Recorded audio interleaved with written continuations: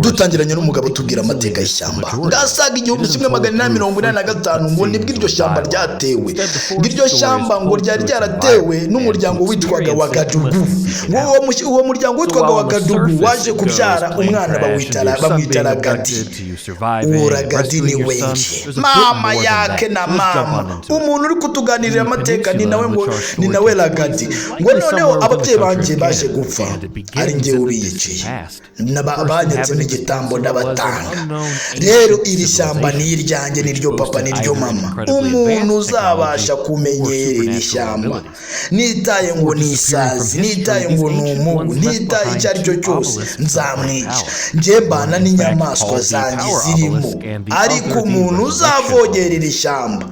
nzamwica haba abantu bakunda kuza gusura ishyamba ryanjye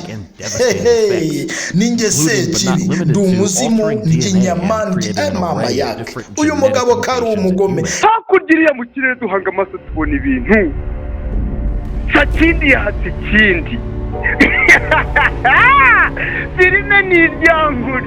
iyi filime ishimishije Gilbert Burera ndakabasuye siriyo Nyakarambi nawe ndakagutuye ikirere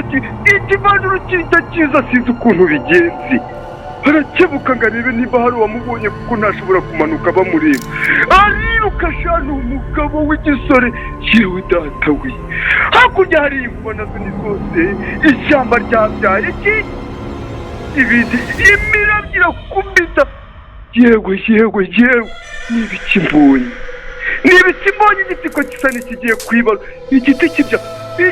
kibyara ibintu mana we igiti kiratwite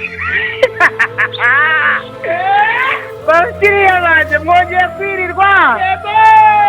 igiti kigiye kugira ute igiti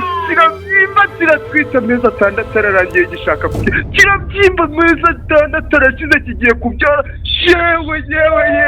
mwanyumvise